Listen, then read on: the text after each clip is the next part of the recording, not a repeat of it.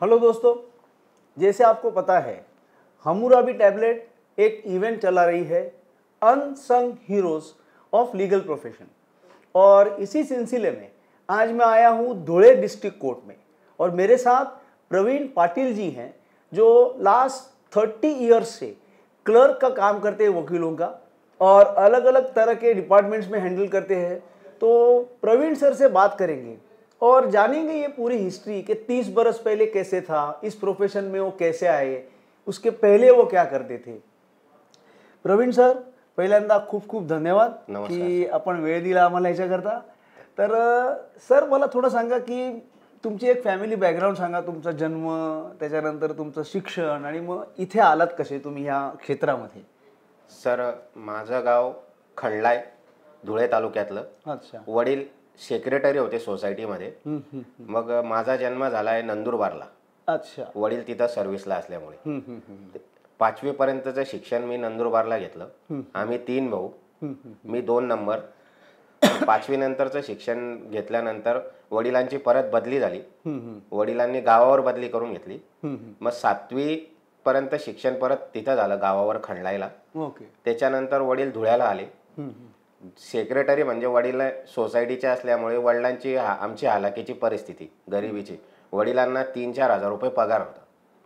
तर मग आम्ही धुळ्याला आलो, धुळ्याला एक भाड्याच्या घरात राहिलो। मग 7वी नंतर मी धुळ्याला महाजन हायस्कूलमध्ये शिक्षण माझं पूर्ण झालं 10वी पर्यंत। अच्छा। त्याच्यानंतर मग घरची परिस्थिती हालाकीची असल्यामुळे 10वी पास झाल्यानंतरच मी कामाला लागून गेलो। तेव्हा काय काम करत होता? मी सुरुवातीला पेपर वाटायचो। अच्छा। तेव्हा मला 50 रुपये महिना पेपर वाटायचे मिळायचे। सकाळी सकाळी वाटायचे? पहाटे 5 वाजता उठायचो। तेव्हा तर माझ्याकडे सायकल बी नव्हती, भाड्याची सायकल घ्यायचो, तिचे 2 रुपये भरायचो, मग मी पेपर टाकायला जायचो। अच्छा। त्याच्यानंतर मी शिक्षण केलं। नंतर मी 11वीला SSPSला ॲडमिशन घेतलं। मग मी चक्की चालवली दत्त मंदिर चौकात, एका चक्कीवर कामाला लागलो। ओके। तिथं मला 400 रुपये पगार मिळायचा। ओके। मग काय करायचो मी, माझ्या परिस्थिती असल्यामुळे त्या मालकाच्या मुली त्या बी माझ्याबरोबर 11वी-12वीला होत्या। त्यांचे वडील शिक्षक होते आणि चक्की बी चालवायचे।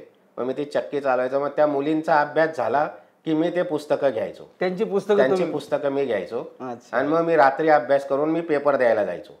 अरे बापरे। अशा परिस्थितीत मी 12वी, कोणालाच वाटलं नाही की मी 12वी पास होईल असं, कारण की मला अभ्यासाला वेळ नाही मिळायचे, घरची परिस्थिती अशी।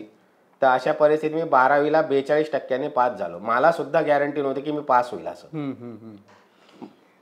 पुढे काय केलं? पुढे मी 12वी नंतर माझा मोठा भाऊ तो इथं कोर्टात लागला, BB बोरसे वकील म्हणून होते, त्यांच्याकडे तो लागला। म्हणजे काय क्लर्क म्हणून लागला? क्लर्क म्हणून। ओके। मग तो हालाकीने थोडंसं त्याची इथं असताना 1 महिन्यानंतर त्याचा ॲक्सिडेंट झाला। अरे बाप। रोड क्रॉस करताना, आम्ही हायवेला राहतो, तो ॲक्सिडेंटमध्ये वारला। मग त्याच्यानंतर मग त्या वकिलांनी सांगितलं 2-3 महिन्यानंतर तुमचा दुसरा मुलगा असेल तर त्याला पाठवा। अच्छा। मग मी त्यांच्याकडे आलो। ओके। मग ते ॲडव्होकेट चेंबरमध्ये, त्यांचं चेंबर होतं, मी तिथं जायचो। मला तेव्हा ते 150 रुपये महिना द्यायचे, झाडू मिळू मारायचं आणि ऑफिसला बसायचं। अच्छा। मग मी एक विचार केला, आपली परिस्थिती अशी, हे ते, मग 150 रुपयात काय होतं, मग मी येणं बंद करून दिलं। अच्छा। हां। मग त्यांनी 8-15 दिवसानंतर परत माझ्या वडिलांना सांगितलं, का हो तुमचा मुलगा काही येत नाही? मग वडील म्हणे तो काही येत नाही म्हणे, तो सांगतो 150 रुपयात काय माझं शिक्षण काय होणार नाही, त्याला माझ्याकडे पाठवा म्हणे। मग मी त्याला समजवतो म्हणे। मी परत आलो। मग त्यांनी मला नीट समजवलं। मग ते कोर्टामध्ये मला त्यांच्या मागे फिरवायचे, जे पक्षकार राहतात। तेव्हा मला समजलं की मग ते पक्षकारांना सांगायचं याच्याकडनं अर्ज लिहा, याला 5 रुपये द्या, याला 4 रुपये द्या। मग मला असं समजलं की नाही, आता इथं पैसे मिळतात। बरोबर।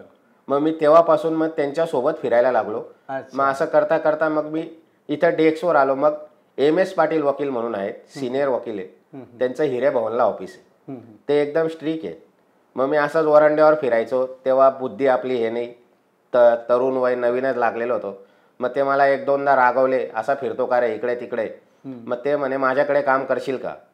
पण मी इकडे तिकडे तपास केला की एकदम स्ट्रिक्ट आहे वो। मग मी त्यांना नाही, म्हणजे नाही बोललो नाही मी तोंडावर, पण मी ते दिसले का मी इकडे तिकडे लपून जायचो, टाळून जायचो। मग एक दिवशी त्यांनी मला पकडलंच. खरं म्हणे तुला यायचं येत नाही तर तसं सांगून द्या, असं टाळतो का बरं? नाही म्हणतं, मग सर म्हणतं माझी कॉलेजला जावं लागतं, तू माझ्या ऑफिसला ये म्हणे.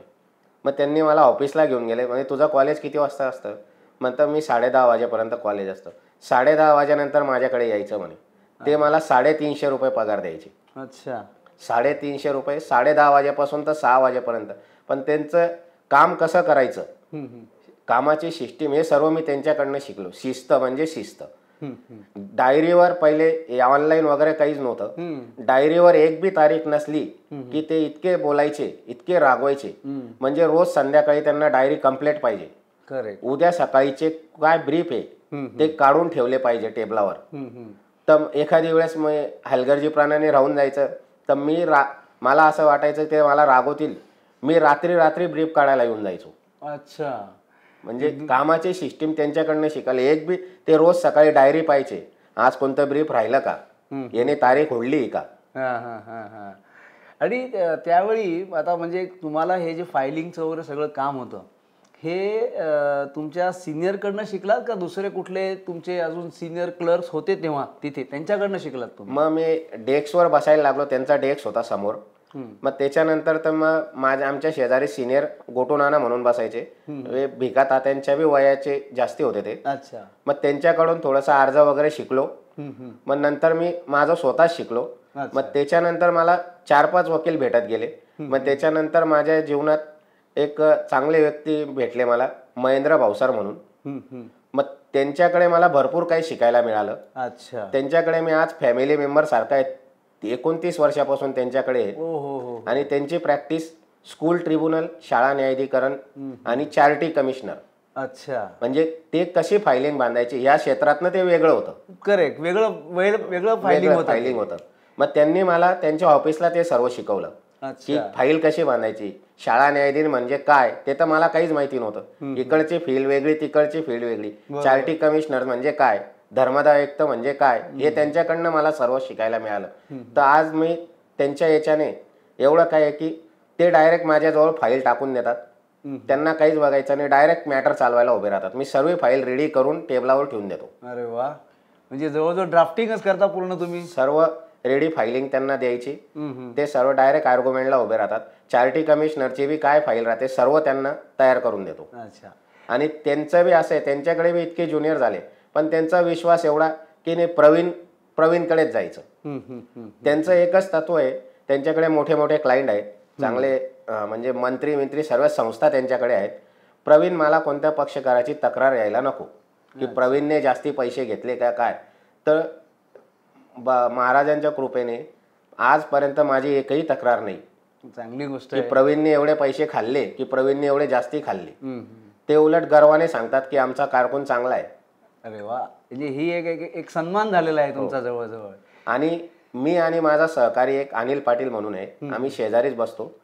तर बाहेर गावचे भरपूर वकील येतात, त्यांचे सर्वांचे कामं आम्ही करतो. अच्छा. त्यांना हे माहिती, एकदा एक वकील आला की तो दुसऱ्या वेळेस आमच्याकडे यायलाच पाहिजे. अच्छा. त्यांना माहिती आहे की यांच्या दोघींकडे फाईल दिली म्हणजे काहीच बघायचं काम नाही. आणि दादा तुमची बसायची जागा कुठे आहे कोर्टात? कुठे बसता तुम्ही? कोर्टामध्ये एंट्री केली, गेटच्या समोरच लायब्ररियन आहे. लायब्ररियन जवळ आमचे डेस्क आहे. म्हणजे बाहेर लायब्ररीच्या बाहेर डेस्क आहेत तुमचे? हो सर. तिथे तुम्ही बसता सगळे? हो. मग तुमचं पण काय रजिस्ट्रेशनचं कार्ड वगैरे आहे काही? हो, लायसन आहे आम्हाला वकिलांचं. ते कधीपासून मिळालं तुम्हाला? मग मला मी 95 मध्ये लागलो तरी मला 97-98 मध्ये लायसन घेतलं मी. अच्छा. रजिस्टर्ड लायसन मिळालं तुम्हाला त्याचं. आता मला सांगा, इतके वर्ष तुम्ही हे काम करताय, काय कामामध्ये फरक वाटतो तुम्हाला? म्हणजे 30 वर्षापूर्वीचं कोर्टातलं फायलिंगचं काम आणि आज कोर्टातलं फायलिंगचं काम, याच्यामध्ये फरक काय वाटतो तुम्हाला? आता खूप काही फरक वाटायला लागला साहेब. आता ही फायलिंग आलं, आता वकिलांची संख्या जास्ती वाढते. आता सिनियरकडे जे ज्युनियर वकील काम करतात 90% ते आमचं काम करतात. लॅपटॉप घेऊन सगळे लॅपटॉप घेऊन सर्व बसतात. सर्व आमचं काम कमी होऊन गेलं. आता ई फायलिंगमुळे आमचा बी हे झालं, आमच्याकडे फाईल येत नाही. आम्हाला पहिले पक्षकार यायचा, काय फाईल बांधायचे 200-100 रुपये आम्हाला मिळायचे. आता ते ई फायलिंगवाल्याला ते पैसे चालले जातात. बरोबर. पण तुम्ही ई फायलिंग आपण शिकावं असं काही तुम्हाला वाटतंय का? कारण आता फ्युचर असेल तर शिकायला हवं. या वयामध्ये शिकणं ते थोडंसं आहे, पण आम्ही प्रयत्न करतोय की आपण बी कॉम्प्युटर शिकावं आणि आपण बी लॅपटॉप घेऊन बसावं. आता काळाने बदल होत राहिला. मला एक सांगा दादा की आता या 30 वर्षामध्ये काम करताना डिपार्टमेंटशी तुमचा संबंध आला असेल. हो सर. कधी कोर्टाशी जज साहेबांशी आला असेल, तर कोऑपरेशन कसं काय मिळतं? दोघांकडनं विचारतोय, म्हणजे कोर्टाकडनं सुद्धा आणि डिपार्टमेंटकडनं सुद्धा कसं कोऑपरेशन मिळतं तुम्हाला? डिपार्टमेंटच्या लोकांशी चांगले संबंध, ते जुने सर्व आपल्याला ओळखतात की प्रवीण हा चांगला क्लर्क आहे, भाऊ चांगल्या वकिलांचे कामं करतो सर्व, म्हणून गेल्याबरोबर आपलं प्रवीण हे तारीख आहे, चांगले संबंध आहे. अच्छा. आणि कोर्टाबरोबर कधी तुम्हाला अपिअर व्हायला लागलं, उभं राहायला लागलं, कधी असं झालंय? झालंय, भरपूर वेळेस झाले. आमचे आता भाऊसार वकील तर फक्त एकच दिवस धुळ्यात राहतात. अच्छा. ते नाशिकला प्रॅक्टिस करतात. स्कूल ट्रिब्युनल कोर्ट नाशिकला आहे. तर मग जवळजवळ 90% काम मला कोर्टापुढे त्यांच्या वतीने जावं लागतं. अच्छा. त्यांचं बी लायसन आहे माझ्याकडे. तर मग ज्युनियर बी आहेत आमच्याकडे, पण आता ज्युनियर ते स्वतःच्या कामात कुठं बिझी राहिले, तर मग मला कोर्टापुढे जावं लागतं. तर मग मी अर्ज वगैरे देताना साहेबांशी डिस्कस होऊन जातं की त्यांच्या वतीने तुम्ही ऍडजस्टमेंट घेता? म्हणजे हो, ऍडजस्टमेंट घेतो. मग ह्याच्यामध्ये कधी काही प्रॉब्लेम होतो? कधी कधी होतो. आता 1-2 वेळेस तर असं झालं की ते घरून सही करून देतात, जा अर्ज देऊन दे कोर्टात, मी आजारी आहे काही. आता 1-2 वकिलांनी ऑब्जेक्शन घेतलं, ही सही त्या वकिलांचीच नाहीये. अच्छा. ही कारको यानेच करून आणली, मारलेली. हा. मग तेव्हा खूप नाराज होतं की आपले सहकारी हो असं. पण मी माझ्या वकिलांना बोललो की सर असं असं आहे, तर माझं नोकरी तर नाही जाणार ना. अरे तू कशाला घाबरतो, मी आहे ना तुझ्या पाठीशी. आणि जेव्हा ही सही मी केलेली आहे ना, आणि जेव्हा मला कोर्ट विचारेल ही सही माझी, तर मी सांगेल ना. बरोबर, तुम्ही चूक केलीच नाही तर काय. जेव्हा मी नाही सांगणार की सही माझी नाही, तेव्हा तुझ्यावर येईल ना म्हणे काही. बरोबर बरोबर. आता एक मला अजून एक सांगा की या 30 वर्षामध्ये एखादा असा प्रसंग, एखादा इन्सिडन्स किंवा एखादी गोष्ट घडली की ती तुम्हाला आजही ती तुमच्या मनामध्ये अशी घट्ट बसलेली आहे, मग ती वाईट असेल, चांगली असेल, एक अशी घटना कुठली तरी, नावं घेतली नाहीत तरी चालेल, काही प्रॉब्लेम नाही आहे.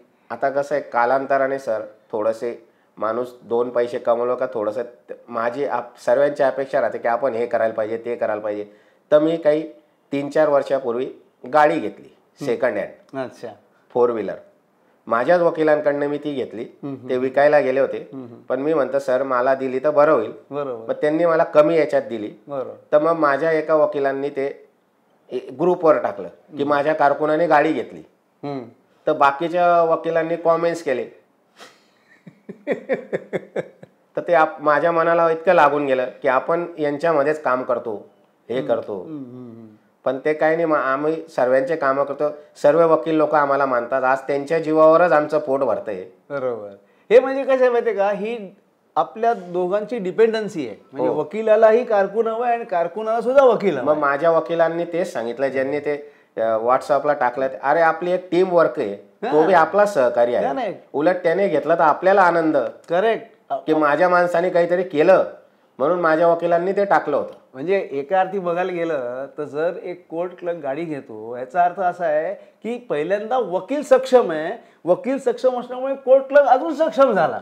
म्हणजे तसंही बघता येतं, ते बघायचं असेल तर ह्या अँगलनी पण बघता येतं. पण मग वाईट वाटतं की आपण त्यांच्याच याच्यात काम करतो, पण जाऊ द्या, मग आपण काय सांगितलं, त्यांच्या जीवावरच आपण आहे. ते तर आहेच. उलट आता माझे दोघी पोरं, एक मोठा मुलगा डिप्लोमा करतोय, छोटी मुलगी आता इंजिनिअरिंगला ऍडमिशन घेते. हे सर्व माझं या वकिलांच्या जीवावरच आहे. बरोबर बरोबर. अक्षरशः मी बाहेरचे 4-5 शिरपूरचे माझ्याकडे 4-5 वकील येतात, जळगावचे येतात. अच्छा. लाठी वकील म्हणून, ते बी त्यांचा बी क्लर्क मीच आहे. ओके.